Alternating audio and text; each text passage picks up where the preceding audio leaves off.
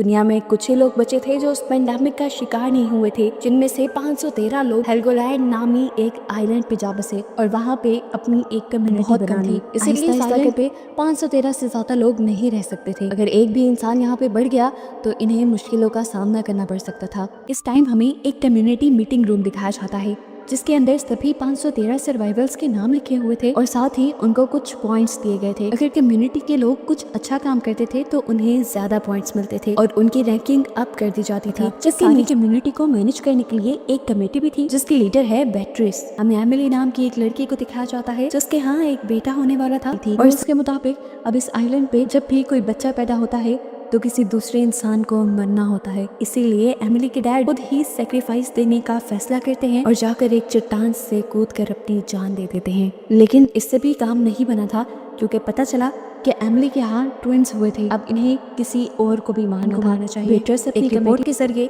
सभी लोगों को उनकी रैंकिंग बताई जा रही थी और घर बैठे सभी लोग अपनी रैंकिंग देख रहे थे। क्रिश्चियन और हेनरिक दोनों दोस्त देखते हैं कि उनकी रैंकिंग बहुत नीचे है। क्रिश्चियन ये देखकर घबरा जाता है और बाद हमें 512 नंबर रैंकिंग वाली एक एलिस नाम की लेडी को दिखाया जाता है और सबसे नीचे जिसकी रैंकिंग थी वो एक इंजीनियर था। एटियन को सभी लोगों ने क्रिमिनल ठहरा दिया था सिर्फ इसलिए कि उसने अपनी वाइफ के लिए मेडिसिन चुराई थी। के बाद हमें एक बाप बेटे मारिक और लाइनस को दिखाया जाता है। यहीं पर अब हमें जूरिथ नाम की एक लेडी को दिखाया जाता है। एटियन तो सिर्फ लिसा के लिए मेडिसिन लेने गया था लेकिन जूरिथ ने सबके सामने उसे क्रिमिनल बता दिया। सीन कट होता है और हम एमिली को देखते हैं जिसके यहाँ अभी 2 बच्चे पैदा हुए थे। वो बूढ़ी औरत जो 3rd लास्ट रैंकिंग पे थी वो आकर उसका बच्चा ले जाने लगती है लेकिन तभी एमिली की आंख खुल जाती है। दिखाया जाता है कि मारिक ने भी मेडिसिन चुराई थी और लाके उसने एक बूढ़ी औरत को दे दी थी।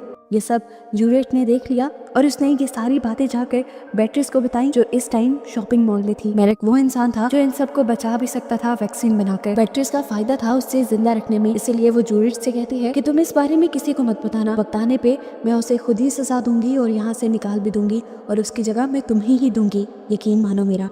यहाँ पर इस टाइम एक बच्चा था जिसका एक लड़की से टकराने पर पिकल का जार टूट गया। खाना यहाँ पे बहुत कम था इसलिए लोगों को लिमिटेड खाना दिया जाता था। सारे ही खाने का नुकसान देखकर उदास हो गए। हेनरी की बात मानते हुए क्रिश्चियन उस लड़की के पास जाता है और उसे अपना सामान बांटने लगता है जो देखकर सभी उससे बहुत ज्यादा इम्प्रेस हो जाते हैं, यहाँ तक कि बेट्रिस भी, और वो उसे 10 पॉइंट एक्स्ट्रा देने का भी ऐलान कर देती है जिससे उसकी रैंकिंग अच्छी हो जाए। और यहाँ पर हमें पता चला कि असल में हेनरिक बेट्रिस का ही बेटा था। मेरिक ने एक जबरदस्ती बाहर की दुनिया से लाकर इन्फेक्टेड इंसान को अपने पास रखा हुआ है जिस पर वो अपने एक्सपेरिमेंट करता है। पर हम देखते हैं कि दोबारा से हेनरिक लिसा के पीछे पड़ चुका था। जब वो स्टोर से कुछ सामान लेने के लिए आई थी वो लिसा से कहता है कि तुम मेरी ऑफर को मान जाओ, मैं तुम्हें खूब खाने के लिए दूंगा लेकिन इसके बदले तुम्हें मेरे करीब आना पड़ेगा। तो हेनरिक उससे जबरदस्ती करने लगता है और तभी यहाँ पर अलार्म बज जाता है जो सुनकर फौरन ही हेनरिक लिसा को छोड़कर यहाँ से बाहर बॉर्डर की तरफ भागता है। असल में हेनरिक यहाँ का एक सोल्जर है। देखने को मिलता है कि समुद्र के रास्ते से कुछ लोग इस आइलैंड पे घुसने की कोशिश कर रहे थे। उसने सिर्फ अपने मजे के लिए बारी बारी सभी लोगों को शूट करके मार डाला। खैर अब ये लोग कम्युनिटी के मीटिंग रूम में आते हैं जहाँ पर वोटिंग होनी थी आखिरी रैंकिंग वाले 3 लोगों के दरमियान में और ये फैसला होना था कि अब किसको मारा जाए। वोटिंग में सभी लोग एटियन के खिलाफ वोट करते हैं। मारना है तो हेनरिक को मारो, उसने हमारी मजबूरी का फायदा उठाना चाहा है, उसने मेरे साथ जबरदस्ती करने की कोशिश की और उससे पहले मुझे ये भी ऑफर की कि मैं तुम्हें खाना पानी दूंगा अगर तुम मेरे साथ रहोगे। ये बात सुनने के बाद यहाँ पे बैठी हुई सभी औरतें जिन जिन के साथ हेनरिक ने बुरा किया था वो बोलने लग जाती हैं। हेनरिक के खिलाफ बढ़ती हुई आवाजों को देखते हुए ना चाहते हुए भी बेट्रिस को ये फैसला करना पड़ता है कि अब एटियन को मारा नहीं जाएगा बल्कि हेनरिक को इस आइलैंड से बाहर कर दिया जाएगा। सुखी होकर वो घर आता है और यही बात लाइनस को बताता है कि उनका एक्सपेरिमेंट फेल हो गया है। यहाँ पर लाइनस ये फैसला करता है कि अब वो बाहर की दुनिया में जाएगा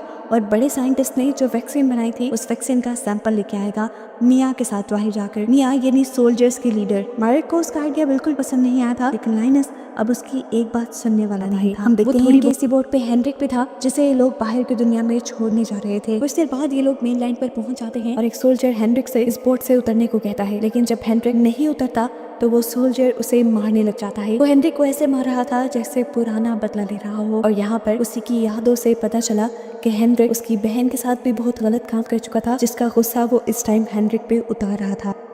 यहाँ पर आइलैंड में एक और मसला बन जाता है। वाटर सप्लाई की लाइंस खराब हो जाती हैं, पानी की कमी होने लग जाती है। यहाँ पर बेट्रिस उस इंजीनियर से जल्द ही सब कुछ ठीक करने को कहती है और इंजीनियर भी यकीन दिलाता है कि वो जल्द ही सारी सिचुएशन अपने कंट्रोल में कर लेगा। यहाँ पे हमें सारे सोल्जर्स को दिखाया जाता है जो लाइनस को बोट पे ही छोड़कर उनका इंतजार करने को कहकर एक अर्ल नाम के आदमी से मिलने के लिए जाते हैं। वो उसे कुछ खाने पीने की सप्लाईज देते हैं, जिसके बदले इन लोगों को 2 बड़े बड़े बॉक्सेस दिए जाते हैं। और यहाँ पर उसका टकराव हो जाता है एक लड़के से जो उसे एक मेडिसिन देते हुए कहता है कि मेरे पास मेरी शिप में ऐसी बहुत सारी मेडिसिन है, अगर तुम इन्हें लेना चाहते हो तो मेरे साथ आ जाओ। ये उसके पास सच में बहुत सारी मेडिसिन है, लेकिन देने से पहले वो एक शर्त रख देता है। वो कहता है कि इन मेडिसिन के बदले तुम्हें मुझे और मेरे साथ मेरे सारे साथियों को अपने आइलैंड पर लेकर जाना होगा।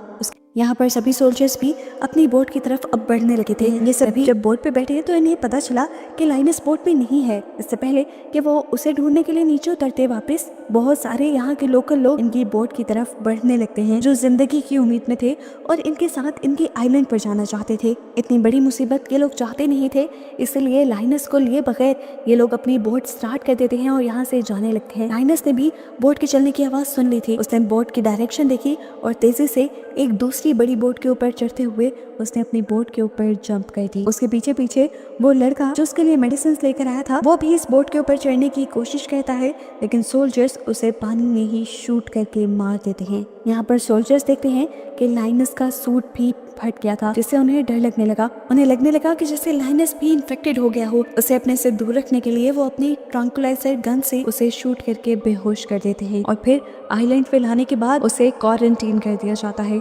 यहाँ पर मारिक यानी उसके डैड उससे मिलने के लिए आते हैं, जिसे लाइनस वो मेडिसिन देता है जो वो बाहर की दुनिया से लेके आया था। उसे सारी कहानी सुनाता है कि किस तरह वो कुछ लोगों से मिला और उसने एक बोट पर ऐसी कई वैक्सीन भी देखी। वो जानता था कि ये वैक्सीन उसी वायरस की है। मारिक को यकीन नहीं था। वो इसे टेस्ट करता है और उसे पता चलता है कि ये असली वैक्सीन है। तो वो अब बेट्रिस के पास जाता है, उसे लाइनस की बताई सारी कहानी बताता है और उसे फोर्स करता है कि वो अपने सोल्जर्स को वापस उस बोट पे भेजे ताकि वहाँ से ये सारी वैक्सीन्स यहाँ पर लाई जा सके। लेकिन बेट्रिस इस काम के लिए साफ इनकार कर देती है क्योंकि पिछली मर्तबा बाहर जाने पर उसका काफी नुकसान हुआ था।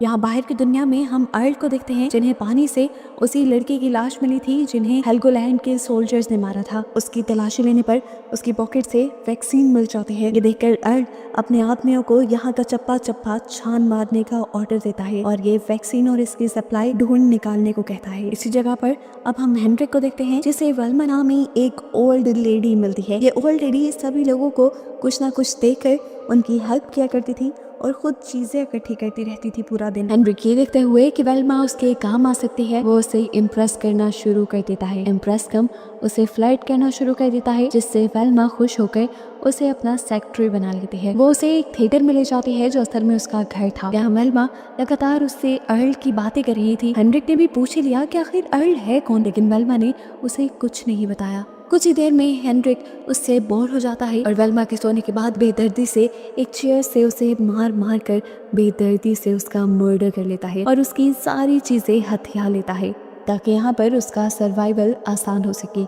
हेल्गोलैंड आइलैंड पर दिखाया जाता है कि बेट्रिस लीसा से मिलने गई है। वो लीसा से कहती है कि तुम्हारे लिए मेरे पास एक जॉब है, अगर तुम मुझे पूरी कम्युनिटी की खबरें ला कर दिया करो तो इसके बदले मैं तुम्हें और तुम्हारे हस्बैंड को अच्छी लाइफ दे सकती हूँ। ये सुनकर लीसा बहुत ज्यादा खुश हो गई और उसे तो ये भी समझ नहीं आया कि बेट्रिस उसके साथ गेम भी खेल सकती है। लैब में दिखाया जाता है कि अब मारिक के बेटे लाइनस की जगह जूरिथ आ गई थी। वो उसके एक्सपेरिमेंट्स में उसकी मदद करती थी और अब फाइनली हमें दिखाया जाता है वो बड़े बड़े बॉक्स जो बाहर की दुनिया से लाए गए थे उनमें आखिर था क्या। उनमें थे 2 इन्फेक्टेड इंसान जिनको अर्ल ने पकड़कर इस आइलैंड को बेच दिया था कुछ फल और सब्जियों के बदले। और अब मारिक और जूरिथ इन्हीं के ऊपर अपने एक्सपेरिमेंट परफॉर्म करने वाले थे। इससे पहले कि ये लोग अपने एक्सपेरिमेंट पर वर्क करते, यहीं पर एक सोल्जर की तबीयत खराब होती है और सडन उसकी डेथ भी हो जाती है। मारिक और जूरिथ उसकी डेथ से बहुत ज्यादा परेशान थे। एक ही दम से उसे क्या हुआ था, असल में कुछ ही दिन पहले वो भी मिया और उसके टीम के साथ बाहर की दुनिया में गया था और इन्फेक्टेड होकर लौटा था। इन्फेक्शन बढ़ती रही, उसने किसी को बताया नहीं और आखिर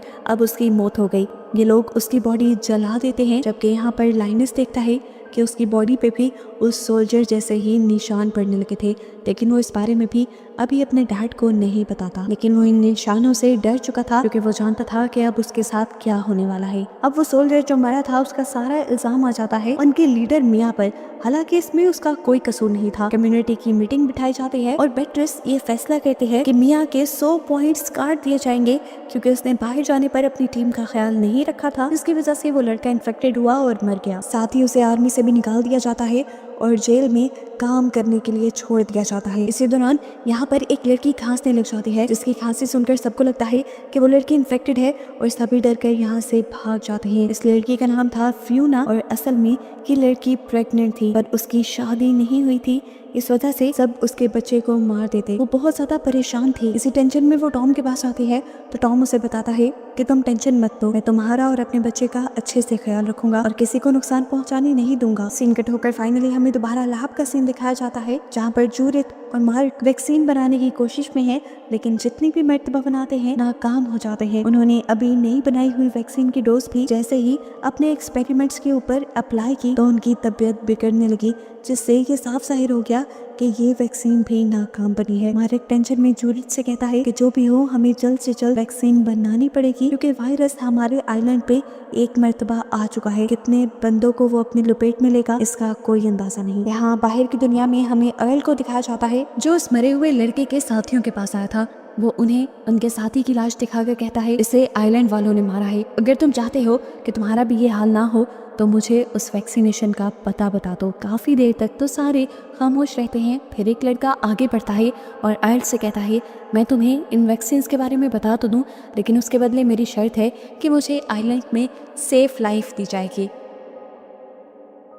सीन्स दोबारा आइलैंड पे शिफ्ट होते हैं जहां मार्क मिया से मिलने के लिए जेल में आए हैं। वो मिया से कहता है कि मेरी इतनी अथॉरिटी है कि मैं तुम्हारी सजा कम करवा दूं, लेकिन इसके बदले मुझे सिर्फ तुम्हारी थोड़ी सी मदद चाहिए। तुम्हें वापस उस जगह जाना होगा जहां से लाइनस को वो वैक्सीन मिली थी और वो वैक्सीन लेकर यहाँ आना होगा। लेकिन मिया ये काम करने से साफ इनकार कर देते हैं। सीन्स दोबारा बाहर की दुनिया में शिफ्ट होते हैं जहाँ पे हेनरिक था और हेनरिक को इस मर्तबा पकड़ लिया था कुछ कैनिबल्स ने, यानी आदमखोरों ने, और वो उसे बस पकाकर खाने ही वाले थे। तभी हेनरिक ने कहा कि मुझे मत मारो, मैं अर्ल का आदमी हूँ। अर्ल का नाम सुनते ही ये लोग उसे छोड़ देते हैं क्योंकि वो बहुत पावरफुल था। अब उनसे इतनी बड़ी गलती हो रही थी कि वो अर्ल के आदमी को मारने चाह रहे थे। इस चक्कर में वो खुद अर्ल से माफी मांगने के लिए इस बंदे को बांधकर अर्ल के सामने ले जाते हैं, लेकिन अर्ल तो हेनरिक को जानता तक नहीं था। अर्ल भी इसे मारने का हुक्म दे देता है और इससे पहले कि इसे मार दिया जाता हेनरिक अर्ल को बताता है कि मैं बेट्रिस का बेटा हूँ, आइलैंड की लीडर का बेटा। वो बताता है कि मैं भटक कर यहाँ आ गया हूँ, मुझे वापस जाने में आपकी मदद चाहिए, अगर ऐसा हो जाए तो आप जो चाहे मैं करूँगा। वो उसे ये भी बताता है कि बूढ़ी औरत वेल्मा की मौत हो गई है वायरस की वजह से। उसकी बातें सुनकर वो हेनरिक को बंदूक देता है और उसे बताता है कि तुम बहुत ही होशियारी से झूठ बोलने की कोशिश कर रहे हो लेकिन नाकाम, क्योंकि सारी हकीकत मुझे पहले ही पता है। मैं अर्ल हूँ, हर चीज पे नजर रखता हूँ। तुम उस आइलैंड से भटके नहीं बल्कि निकाले गए हो और वेल्मा को भी तुमने ही मारा है, ना कि किसी वायरस ने। अब तो हेनरिक को लगा था कि वो पक्का मरा। उसके दिमाग में एक और चाल आई और उसने अर्ल को कहा कि मैं आपको आइलैंड के सभी सीक्रेट डोर्स और सभी सीक्रेट्स के बारे में बता सकता हूँ। यहीं पे बंधे बंधे अर्ल उससे सारे सीक्रेट डोर्स पूछ लेता है और उसे खुश होकर जिंदा छोड़ देता है। अब यहाँ पे कुछ लोग क्योंकि मर चुके थे तो आइलैंड पे एक आध बंदे का इजाफा किया जा सकता था और उन्हीं लोगों का इंटरव्यू लिया जा रहा था, जिसमें से एक थी वाटर सप्लाई इंजीनियर की वाइफ, जिसे मेडिसिन के बारे में बहुत कुछ पता था। उसे इस आइलैंड पे लाना सबके लिए फायदेमंद साबित हो सकता था। लेकिन यहीं पर एक और कैंडिडेट थी जो बताती है कि मैं एक सर्जन हूँ। जब उसका इंटरव्यू लिया जाता है तो वो इंटरव्यू में पास हो जाती है और ऐसे इंजीनियर की वाइफ के बजाय उसे आइलैंड पर लाने के लिए तैयारी शुरू कर दी जाती है। इंजीनियर को जैसे ही पता चलता है कि उसकी वाइफ को सिलेक्ट नहीं किया गया तो उसे बहुत ज्यादा गुस्सा आ जाता है और वो भी वापस मेन लाइन पर अपनी वाइफ के पास जाने का डिसीजन लेता है। लेकिन बेट्रिस ऐसा नहीं चाहती थी। उसके पास एक ही वाटर इंजीनियर था जिसे वो खो नहीं सकती थी। सीन कट होकर अब हमें एटीएन को दिखाया जाता है जिसकी वाइफ लीसा बेट्रिस के लिए काम कर रही थी। उसके लिए पूरे आइलैंड की वो खबरें रखती थी। इसी वजह से बेट्रिस उसका साथ भी दे रही थी। वो एडियन को भी एक विंड मिल के अंदर जॉब दे देती है जहाँ काम करते हुए उसे एक पुरानी शराब की बोतल मिलती है जिसे वो अपने बॉस को दे देता है। फिलहाल एटीएन की ड्यूटी खत्म हो गई थी, वो यहाँ से चला गया और उसका बॉस ड्यूटी करने लगा। इतनी ही देर में गुस्से से भरा इंजीनियर यहाँ आया और यहाँ की सारी चीजें तोड़ने लगा। नशे में धुत एटीएन का बॉस उसे रोकने की कोशिश करता है और उसे रोकने के लिए ऊपर भी जाता है, लेकिन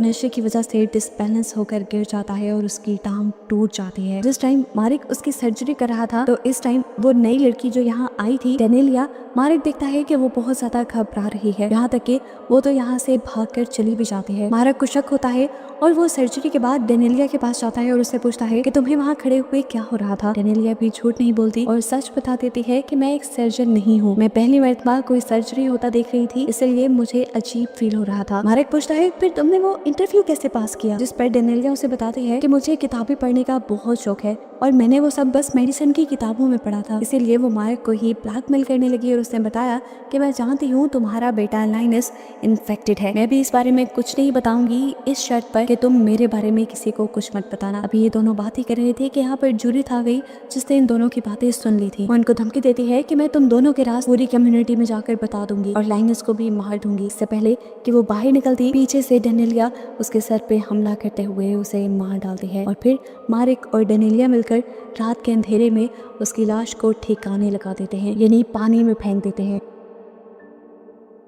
अगली सुबह मारिक को एक रिपोर्ट मिलती है कि एक लड़की की तबीयत बहुत ज्यादा खराब है, जिसके बारे में हमने थोड़ी देर पहले देखा था कि वो प्रेग्नेंट है। उसकी तबीयत खराब हो गई थी, इस टाइम उसका मिसकैरेज हो गया था। ये काफी खतरे की बात थी, अगर किसी को पता चल जाता तो फ्यूना को मारा भी जा सकता था, लेकिन उसकी मॉम मारिक की मिन्नतें करती है कि प्लीज इस बारे में आप किसी को मत बताना, और मारिक भी ये सीक्रेट रखने के लिए मान जाता है। यहाँ पर बेट्रिस जब लैब में आती है तो उसे एक जगह एक टूटा हुआ दांत दिखाई देता है, जो असल में जूडिथ का था। जब डेनेलिया ने उसके ऊपर वार किया था तो टूटकर गिर गया था और मारिक ने उसे उठाकर वहां रख दिया। इस दांत को देखते ही शक तो बेट्रिस को हो गया था, लेकिन फिर भी उसने मारिक से दूसरे तरीके से बात शुरू की और कहा कि जूडिथ का कुछ दिन से कुछ पता नहीं। मारिक के बाद कॉल करना चाहता था तो फौरन बेट्रिस बोली, मुझे लगता है कि उसके गायब होने के पीछे तुम्हारा ही हाथ है, क्योंकि ये देखो दांत मुझे यहीं से मिला है। वो इनकार कर सकता था कि ये सब उसने नहीं किया, लेकिन वो बड़ी दीदा दिलेरी से कहता है, हाँ तो फिर अगर मैंने ऐसा कुछ किया भी है तो मैं जानता हूँ कि तुम मेरा कुछ नहीं बिगाड़ सकती, क्योंकि तुम्हें मेरी बहुत जरूरत है। उसकी ये बात सुनकर बेट्रिस भी शौक रह गई और उसे पता चल गया कि वो मारिक के खिलाफ कुछ कर नहीं सकती, इसलिए वो मारिक से कहती है, तुम परेशान मत हो, मैं इस सब का इल्जाम इंजीनियर पर लगाकर उसे साइलेंट से निकाल दूंगी। कुछ दिन बाद कम्युनिटी की मीटिंग में दिखाया जाता है कि लिसा ने बेट्रिस के कहने पर इंजीनियर के खिलाफ सबूत इकट्ठे किए, जिससे जाहिर हो रहा था कि इंजीनियर ने जूडिथ का मर्डर किया, हालांकि ऐसा नहीं था और अब उसे मारने की सजा दे दी जानी थी। हम देखते हैं कि विंडमिल का नया इंचार्ज अब एटीएन को बना दिया गया था लिसा के इस काम की वजह से। लिसा और एटीएन बहुत ज्यादा खुश थे, वो अपनी इसी खुशी को सेलिब्रेट कर रहे थे कि यहाँ पर विंडमिल का इंचार्ज यानी वो बॉस आ गया, जिसका भी ऑपरेशन हुआ है। वो एटीएन पे बहुत ज्यादा गुस्सा हो रहा था और एटीएन से वो कहता है कि तुमने जानबूझकर मुझे वो शराब की बोतल दी थी ताकि मेरे साथ कोई हादसा हो जाए और तुम वहाँ के इंचार्ज बन जाओ, लेकिन एटीएन उसे समझाता है कि मेरा ऐसा कोई इरादा नहीं था। खैर सीन कट होकर अगले दिन हमें दिखाया जाता है कि उस इंजीनियर के हाथ पांव बांधकर उसे समुद्र में फेंकने की तैयारी की जा रही थी और ये तमाशा देखने के लिए यहाँ पर सभी लोग आए हुए थे। यहाँ पर मारिक भी खड़ा था, जिसने ये मौत का तमाशा अपनी आंखों से देखा और उसे बिल्कुल अच्छा नहीं लगा, क्योंकि उसके कसूर की सजा इस टाइम किसी और को दी जा रही थी। वो फैसला करता है कि वो लाइनस के पास जाकर सब सच बता देगा। यहाँ पे मारिक अभी भी आइलैंड को आइडियल बनाने की कोशिश में थी, लेकिन उस टाइम इस आइलैंड की पॉपुलेशन बहुत ज्यादा थी। तब वो मारिक की असिस्टेंट को अपने साथ मिलाती है और उससे कुछ जहर के इंजेक्शन की डिमांड करती है ताकि वो आधे लोगों को मरवा कर यहाँ से भेज सके। जब मारिक की असिस्टेंट ये करने से मना करती है तो बेट्रिस उसे भी धमका देती है और आखिर उसे बेट्रिस की बात माननी पड़ती है। बहुत सारे लोगों को जहर का इंजेक्शन लगाकर मार दिया जाता है और बहुत सारे लोगों को वायरस में पॉजिटिव रिपोर्ट देकर इस आइलैंड से बाहर निकाल दिया जाता है और इस तरह 513 लोग ही सिर्फ इस आइलैंड पे बचते हैं। मारिक जो बेट्रिस की सारी हकीकत जानता था, वो जल्द से जल्द वैक्सीन बनाने का फैसला करता है ताकि बेट्रिस की हकीकत सबको बता पाए, लेकिन 15 साल का अरसा गुजर गया और बेट्रिस का घनौना चेहरा वो यहाँ के किसी भी इंसान को नहीं दिखा पाया। सीन सब दोबारा प्रेजेंट में आते हैं, जहाँ हम देखते हैं कि मारिक की स्टोरी सुनाने के लिए लाइनस को बैठा था, लेकिन लाइनस तो अब मर चुका था, जिससे मारिक और भी ज्यादा टूट गया और उसने अपना ये सारा कन्फेशन एक टेप में रिकॉर्ड कर लिया। इससे पहले कि वो ये किसी को भी देता, यहाँ पर डेनेलिया आकर इस टेप को ही शूट कर देती है और एक ट्विस्ट ये रिवील होता है कि डेनेलिया अर्ल की ही साथी थी और के साथ बेट्रिस मिली हुई थी। अर्ल भी अपना एक प्लान बनाए इस आइलैंड को हथियाने के लिए इसकी तरफ बढ़ रहा था और इसी मिस्ट्री के साथ आगे क्या होने वाला है, ये सीजन यहाँ पर खत्म हो जाता है।